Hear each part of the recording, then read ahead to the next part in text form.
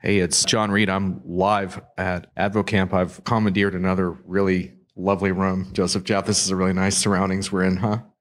We are 20,000 leagues under the sea, I think, in a dungeon. It feels that way. A very nondescript hotel room, but we're at a very interesting event called Advocamp, which is this burgeoning field of advocate marketing. You were the keynote, and I'm reading off your bio here that you are one of the most sought after consultants, speakers, and thought leaders on innovation marketing, new media, and social media. Well, that's a mouthful. Right. It also means that I wrote my own bio. So, Yeah. I've spoken in 32 countries. I think Slovenia this year will make it 33. Nice. So I get around. Yeah, and you've been in the headlines a little bit yourself by some sort of commentary on Trump and how Trump fits into some of your theories about Z.E.R.O. Z.E.R.O is a super interesting concept, and you hit on that a lot in your keynote. So maybe we could kind of go there first and see where this takes us. Yeah, well, I mean, we'll take a step back. And in my third book, Flip the Funnel, I wrote about 3 case studies. One was USAA, one was Zappos, and one was Obama '08. And the central premise behind Flip the Funnel is retention becomes the new acquisition, how to use existing customers to gain new ones. Right. And so at the time, candidate or presidential hopeful Obama mobilized his advocates and activated them to, volunteer, knock on doors, really take an active role and interest in creating that movement. Right. In some respects, one might say that's what's been happening with Bernie Sanders. But then I realized, having written Z.E.R.O, paid media as the new marketing model, in a perfect world, why would you need to spend a dime buying attention if you were paying attention? Right. But also this idea of, earned media in this particular case being the be-all, being this incredible amplifier. Put differently, we rent media, but we own assets. Right. So Z.E.R.O becomes an acronym for zealots, entrepreneurship, retention, and owned assets. And isn't it better to be a landlord versus a tenant? To own and monetize your own marketing? So I realized, and I've I joke, which is when I wrote my article and then in this keynote, if you really want to know what I think about Trump, just go to my Facebook page. Right. It's pretty obvious. Yeah. But without passing judgment, one has to just look and say, this phenom, this incredible rise, where almost, any rhetoric or vitriol seems to just kind of, bounce off him and be completely deflected. This is a quintessential case study for Z.E.R.O paid media as the new marketing model. Now, what I will say is, the Z of zealots is really the cornerstone of Trump's marketing push, knowingly or unknowingly, wittingly or unwittingly. And what I did say in my keynote today is zealotry, if you will, versus advocacy. The zealot is the spark, is right, that ignites potentially the raging forest fire. But advocacy is the vessel that contains the fire, that right, channels the fire, that focuses the fire, and that keeps the fire burning, and ensures that the spark and the passion endures. Will Trump become the president? Most people still don't believe, but less people than, less people don't right, believe than at the beginning. But I think I think we have to just, if not give credit where it's due, just at least make the observation that this is Z.E.R.O paid media as the new marketing model in effect and in action. I remember huddling with some European colleagues, very smart observers who were incredulous that Trump was going to get anywhere. And I tried to explain to them, and I wasn't really totally onto what you're onto, but I could see that he was able to step into the media circus and essentially manipulate the media rather than sort of, most people, it's like, oh, I said something objectionable. Now I got to go through the shame spank tunnel and apologize. And he just managed to move way beyond that and sort of have these people sort of in the palm of his hand. And that was what I thought was going to start carrying it. Because as you point out, all those people are carrying your message. You're not paying for that. Yeah. And there really is content and context associated with Trump as a, almost like as a social anthropological experiment, if you will. But, I think one of the interesting things is, and I said this in my keynote, I've done a lot of work with companies like Satmetrics, Net Promoter Score. I'm a big fan of Net Promoter Score. And the fact that they statistically could prove and create this correlation between the answer to just one simple question, how likely are you to recommend to a friend or family member, whatever the case may be, and link that to profitability. But the thing is, even, Joe Chernov just said it beautifully now. He said, don't collect advocates, like they're data points or that they're all equal. And I kind of made a similar point, which is I almost dissected promoters or advocates. And I said, well, what if instead of detractors, passives, and promoters, what if you could apply that same lens to promoters? And so created this idea of detractor promoters, which I call defectors, passive promoters, which I call dormants, and then promoter promoters, which are the zealots. So yes, every single company, B2B, B2C, small business, medium business, large enterprise, every single one of them has to be able to activate their advocates. Right. But the place to begin, arguably, is the zealot, is, literally and figuratively, your customer that is prepared to permanently tattoo your brand on their body. As I said, the zealot, the religious zealot, fell on their swords and drew their own blood for what they believed in, their passion. Yeah.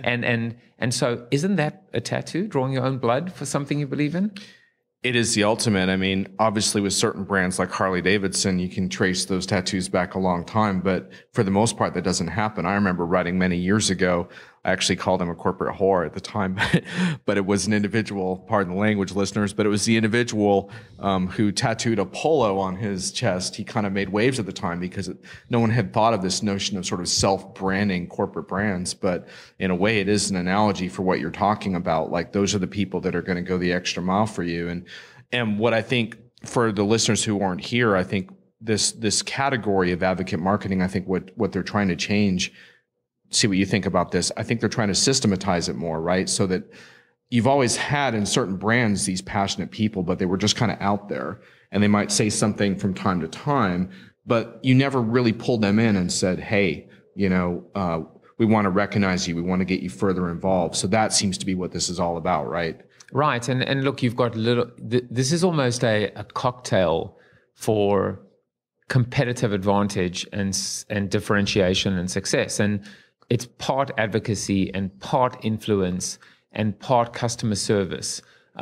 Jay Baer spoke about hugging your haters. They're all pieces of the same puzzle.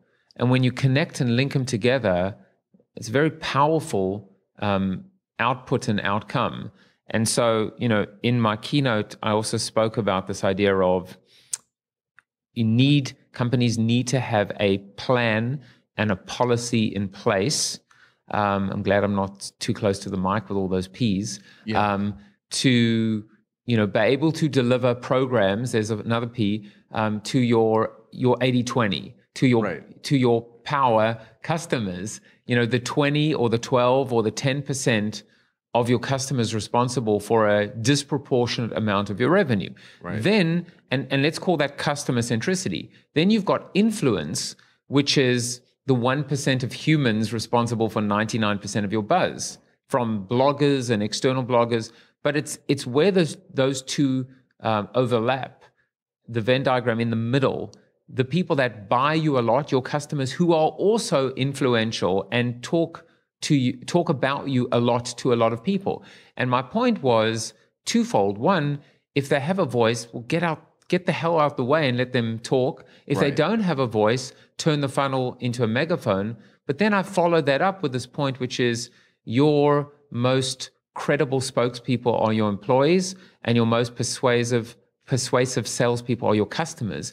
So if you can actually implement against that, both from an employee-centric and a customer-centric perspective, that is as close to the silver bullet of marketing as we will ever get to. And I joke that Flip the Funnel, my third book, is the best book I'll ever write. even though I've written 4 and hope to write more. Right. Because I just think, is it the best? Well, it's like a child, right? You never have a favorite child. You love them all equally, but differently. And Z.E.R.O, in truth, extends a lot of this thinking and actually is better thinking because some seeds are planted in Flip and Funnel I've been allowed to nurture and expand on. But I've got to just keep coming back to this idea that, without our customers and our employees, we are nothing and we have nothing. So everything else is just window dressing. Right. But isn't this message still pretty disruptive to a lot of marketing folks? I mean, I got to tell you, I deal with a lot of marketers. If you, like what you said yesterday, you said in a perfect world, the paid media ad budget would be 0. That would still blow a lot of people's minds as of today, in my view. And we've seen it, though. I mean, Trump was an extreme example today, but there's so many examples. Jeff Bezos, one of the most famous examples where he cut his entire television ad budget to 0, and he moved all of that money into free shipping into his customers. That's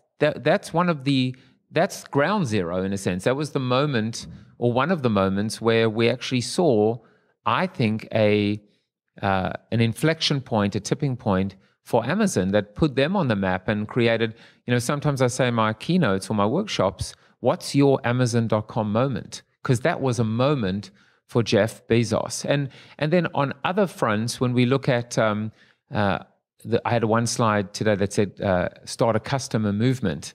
But in other presentations, I actually talk about start a customer MO-VE movement because I use Movember as a case study. Again, 0 paid media, and you can see, or the ice bucket challenge, 2 examples in a certain category, but demonstrating the power of 0. And, obviously we say, well, that's great, but what about, the software business, or what about, banking? And the reality is there are lots of examples across the board where companies are maybe not decreasing because the point was, and it's right there in your statement, in a perfect world. Well, the world is not perfect, which means we're going to continue to have ad budgets. But isn't it a better place to start, in terms of the authentic air we breathe, the water we drink, what is natural, human to human, as Cisco's calling it now? That seems to be a better place to start, and a more authentic, more credible, and certainly a more efficient place because of the low initial investment. And I'll say one more thing, which is, we spend money on prospects, on acquisition, on, as I call it, strangers and prostitutes. We invest our money in our customers and in these customer-centric ecosystems and in customer service, customer experience, and ultimately advocacy, because it is an investment. You also said another catchphrase from your keynote was, instead of paying for attention, start paying attention. Just pay attention, yeah. What does that mean, the pay attention part? Well, it means everywhere around us there are moments, again, let's use that phrase, moments, where a customer says something and we don't respond, or we ignore them, or a suggestion comes in, or we just haven't created systems that allow us to capitalize on creativity, suggestions, or turn haters into lovers. To use Jay's thought or thought process, which is based on very solid marketing theory that says, a customer that's very dissatisfied with you, if you can turn them around, will not only become loyal, but they'll become your most loyal customers. So paying attention versus paying for attention is paying attention to your customers in general, is paying attention to your employees. But it's also those moments, and I don't want to have to use the Oreo Super Bowl tweet in terms of, because it's not that. It's not just about real-time marketing or speculative or opportunistic marketing, because it's still the concept of marketing from an acquisition and a reach and an awareness standpoint. Paying attention is a moment to connect to surprise, to delight, to serve. I think Joe Chernov spoke about that idea, and he said the best leaders are servants. What a great concept when it comes to brands being servants, and actually flipping the concept of being corporate-centric, customer-centric, by definition means you are a servant.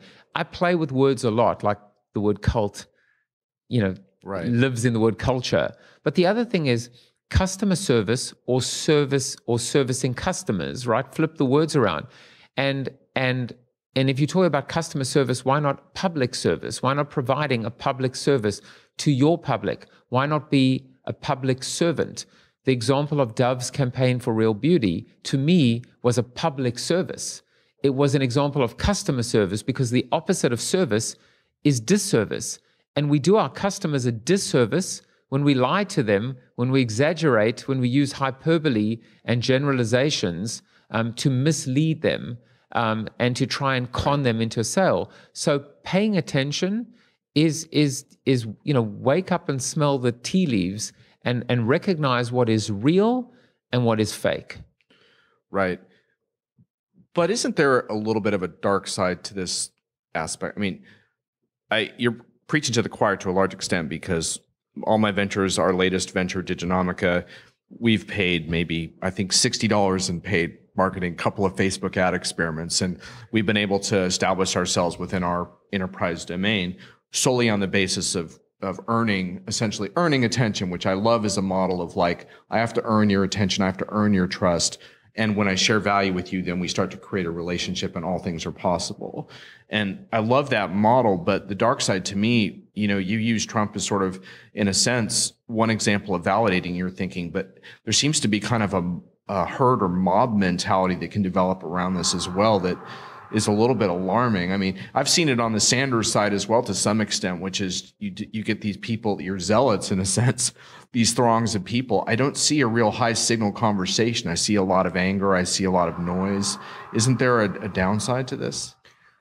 In the political context, one might say that Obama's campaign was built on love, certainly built on hope, and Trump's has been built on hate or anger, let's say. So yes, does it make one right and one wrong? Subjectively, of course, but it depends on whose side of the fence you sit on. That's why I said... Well, we can take an even more extreme example. When in Mark's opening keynote, he talked about how ISIS have been extremely adept at using these tools. And I thought that was pretty gutsy for him to bring that into the conversation, but I think it's something that has to be reckoned with. Well, what I'll say is, first of all, there is a fine line between love and hate. And the zealot is... in many respects, I use an extreme example to then triangulate and be able to kind of back off from, in terms of saying, well, that's if you understand the framework, then you can operate pretty liberally inside the framework. But you've got to know where the boundaries are and where the borders are. Otherwise, how far is too far? So the zealot loves you until they don't, and then they hate you. Right. And the more they love you, the more you stand to lose if you betray them, in a sense, if you let them down. So that's the important point here, which is so the question is, in a perfect world right now, one has to be said, and again, trying not to take sides, but what I will say is zealotry in of itself, as an end unto itself, is unsustainable. It cannot survive, which is why I showed that 5,000 years of civilizations have all crumbled. There isn't one Ottoman, Ming, Roman, even Nazi Germany. You look at all of these dynasties; they all rose and they all fell. And so, I think the takeaway here is the zealot has to be housed and not controlled, but has to be kind of focused through something that is a little bit more mainstream in this case, or more grounded, and that is advocacy itself. So the initiative, the call to action, so to make this grounded for people listening is, how do you activate the advocates? Well, you do that by formalizing and scaling advocacy. You've got to create a program. You've got to have process. You've got to have some methodology. You've got to have community. These are things that, in a way, it can be raw and unfiltered and unstructured to a point, but it is not scalable and it is not sustainable if it cannot be ultimately focused and harnessed and mainstreamed in a sense. Right, and this isn't a commercial for Influitive, but I think the point of this event is that there should be companies that help customers to systematize this and manage it more, because you make a really good point, which is, you think in the Web 2.0 sort of context of all these companies that aroused our passions and our loyalties and then ultimately brutally disappointed us, either because they couldn't sustain their business model. I think of a company like Delicious, where I'm still kind of hanging on, but I'm so bitter about some of the things they've done, or even Twitter, when Twitter changes things like its algorithm or its API and alienates developers. And the point being, like, that there's fallout there if you can't follow through on that passion in a way that earns the trust. Is that where you're getting at? Yeah, I mean, wow, Delicious. That is a blast from the past. I haven't heard that name in ages. But yeah, I mean, what I did with Flip the Funnel is, so I took the traditional funnel, which goes from wide to narrow, and then my flipped funnel, which is narrow to wide, and then I connected them and I created the marketing bow tie. Yeah. And the marketing bow tie, I've been told, is the first complete marketing framework from acquisition through retention and ultimately loyalty that has ever been created. If you think about it, there isn't another framework that says from A to B via C, or from A to B to C. And when I look at the bow tie, there are a couple of interesting points. One, it's not a well-tied bow tie, because ultimately the vision is that the flipped funnel should be bigger than the traditional funnel, because of the long-term efficacy and optimization that will take place. But the bow tie is very zen. So on the left, which is acquisition, for most elements of sales and marketing, awareness, etc., are the promises you make. But on the right side are the promises you keep. On the left side is what you say. On the right side is what you do.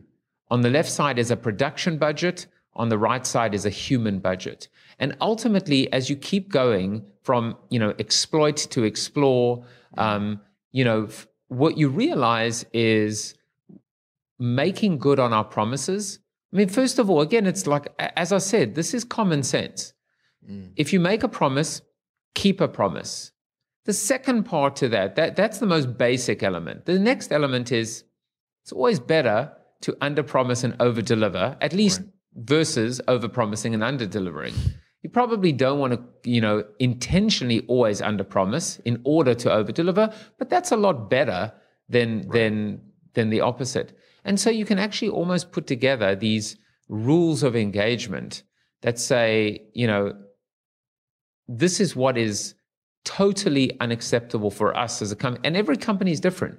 That's why, as I said, the equation, involves this customer-centric ecosystem and employee-centric ecosystem powered by technology, is designed to connect the dots between employee and employee, between employer and customer, and ultimately between customer and customer.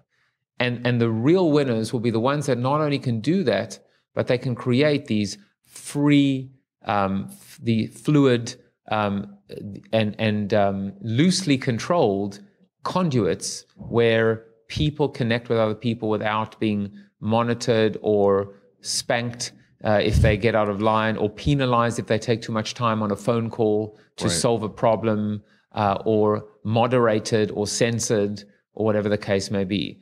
Those are the kinds of business systems that require equal amounts of technology and humanity. And I think that was a big takeaway from this conference as well, which is, as I said, don't hide behind technology. You can't. How do you scale humanity? Well, you don't do it by automating intimacy. You do it by finding the balance between humanity and automation, if you will. Yes, absolutely.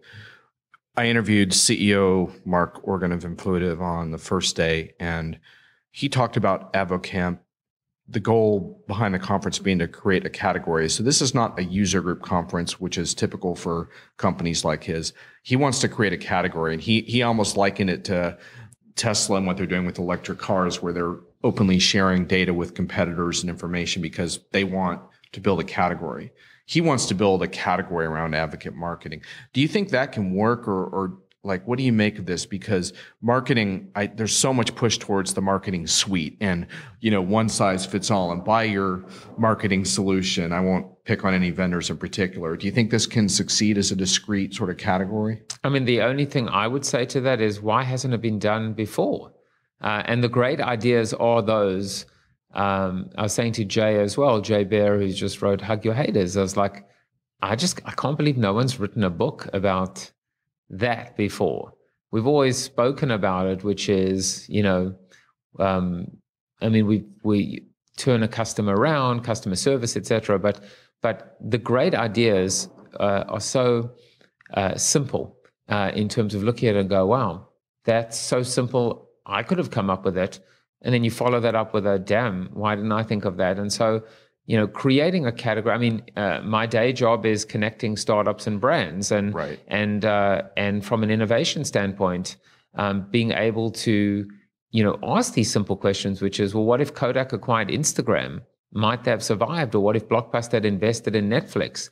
Yeah. Why aren't brands with $500 billion of marketing not realizing that they themselves, could outspend the entire venture capital, community with their Super Bowl commercials, so to speak. So, the simplicity, the creating the category. I mean, that's what we're trying to do: create a category that says brands, have a right to play in the technology space. In the B2B space, we're seeing it with the rise of MarTech. So, in the B2B space, we're seeing it with the rise of account-based marketing and focusing on key accounts. So advocacy, absolutely, from a B2B standpoint, is and should be in that top three, if not number one, in terms of priorities. So I guess that would be a yes.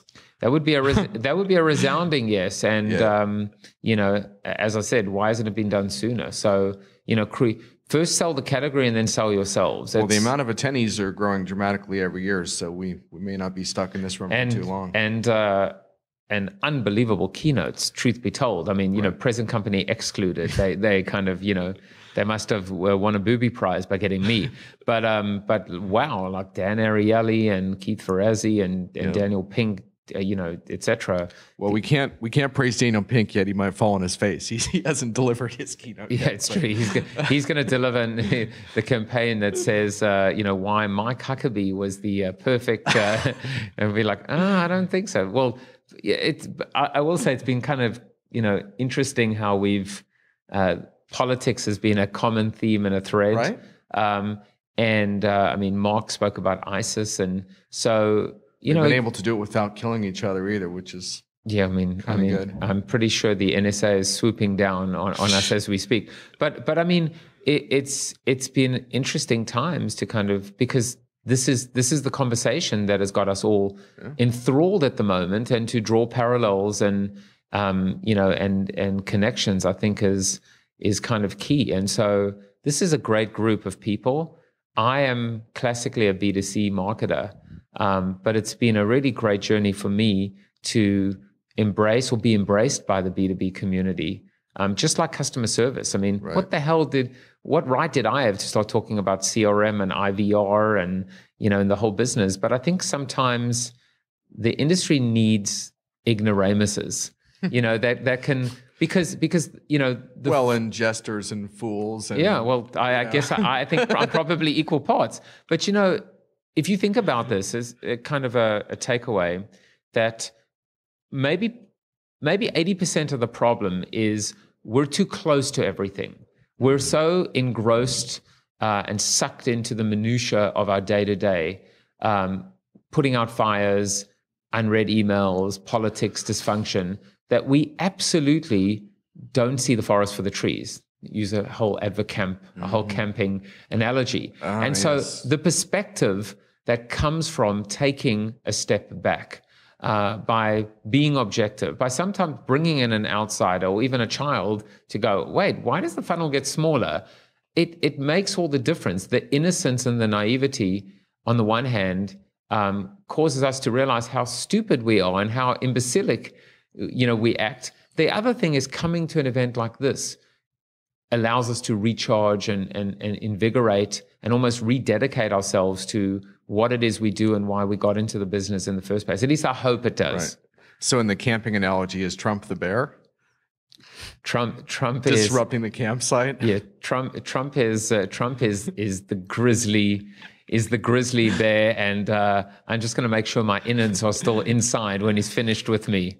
But you make a point, because I think the politics... This is the star of the movie, of The Revenant. Well, true, that too. The politics outside that are using the same dynamics we're talking about here to energize communities, it creates kind of a jugular sort of sense that the world is changing, but in a very profound way, but that it also, in a more focused way, we can apply this to our business success. So it's kind of interesting to draw those connections. Oh, I completely agree. And what it is...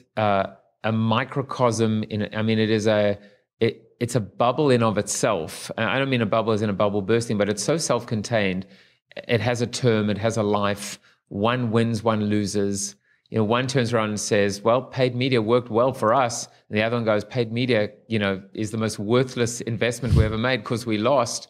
And so I completely agree and of course the politics of politics, versus the politics of business, with spin, with PR, with, saying one thing but doing another thing. So the parallels are unbelievable and incredible. And it's allowed us more, and most importantly, to your point, which I think is a fantastic one, the disruption. Now people are talking about the rise of a new party, we talk about our resistance to change and our inability to change. We look, in this country, I may have a funny accent, but I am an American citizen, in case people are going, what the hell, what right does he have to talk about this? But we go back and we live in the past, and we cling to our Constitution. But ultimately, as many comedians have pointed out, when we talk about amendments, they're called amendments, right? You realize that they were amendments to the Constitution. Right. But the point is, the real important point is change and disruption. And so from chaos comes order. From complete tumult and turmoil and chaos comes maybe a better evolution. That's why I called my company Evolution. Right. Because, I sometimes end my presentations with this idea, which is, how do you kill a dinosaur? The answer is you don't. Evolution does. Right. Well, that's an optimistic note. Before we wrap, I do want to let you... Not if you're a dinosaur. Well, right. Yeah, I guess, are we the dinosaurs in this analogy? I don't know. Dinosaurs, bears, campfires, mixed metaphors. I do want to give you a chance to finish a shameless plug time around your company. Why did you start this company, and what do you do? Well, I started Evolution because I just saw this incredible business opportunity for companies to become more agile, to become more entrepreneurial, to maximize the potential of technology, digital, social, mobile, emerging technology, and specifically how, by collaborating with early stage startups. So again, the idea of what if Kodak acquired Instagram, might they have survived? But it's allowing brands to find their startup soulmates and startups to find their brand soulmates, and truly creating a win-win between Madison Avenue and Mountain View, between startups and brands, between marketing and technology. And so would your company essentially function sort of as an agent role? Yeah, we're kind of agent, matchmaker, consultants. Okay. But the idea is, what we do in essence is to connect leading brands with early stage startups to solve real business problems. So that's the important phrase, not just because it's the next big thing or a bright and shiny object or a fad or a meat market now. It's to absolutely solve real business problems, and brands have real business problems in terms of resonance, relevance, awareness, perception, advocacy, conversion, community, the hardening of customers, and the resistance to traditional forms of marketing. So for me, the problems are mounting up on the brand side. It's a cliche, but insanity is doing the same thing over and over again, expecting a different result. This is a different approach that has to achieve a different, substantial, profound result, and that's what we do. Excellent. Before we wrap, I should probably give a brief shout out, Mitch Joel, if you've made it to the end of this podcast.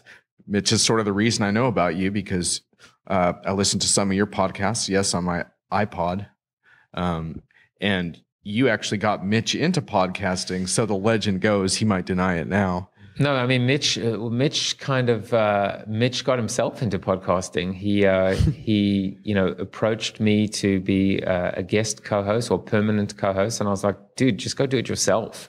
And he did. And 6 Pixels is truly a, breathtaking and a best in class podcast brand. His work is, I often say the student has become the teacher, and he's just fantastic. So, this was one of the easiest things in the world, which is he has such a great voice and a clear voice and a strategic voice. And he's inspired so many people. And a fussy intellectual curiosity to get at the little nits that are so important in conversation. Well, I love our debates now. Yeah. Mitch and I, we try and do about one a month now together. And, enjoying the conversation, I defined conversation is between 2 or more sides, not 2 or more people. So debate is so important. I almost, if I stand on stage and I'm just preaching to the choir and I'm just telling them what they want to hear and telling them stuff they already know, I'm a waste of space. Right. What's the point if I'm not challenging them to be better, to be smarter, to get away from out of their comfort zones? That's what Mitch and I do when we have these monthly debates, is we argue. Sometimes we're being devil's advocate. Sometimes I'm just taking the opposite side because otherwise, to be an insufferable prick or whatever. And that's Mitch. I'm not, I'm no, absolutely. I'm, just an absolute darling to everyone. The clash of ideas, right? Clash of clans. That's what people want to hear.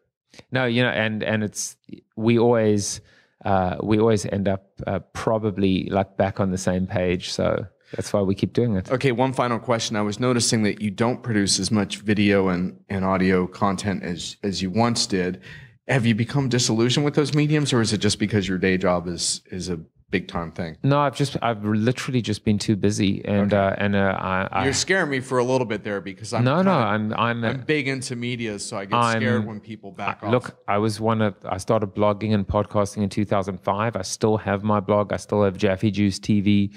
I still have my podcast. I just don't have the time at the moment with everything going on. And but you know what? I served my role and my purpose, which is also to be earlier on that other people have followed, and to be able to do. That's why I will never say no to something like this. That's why I still do it with Mitch.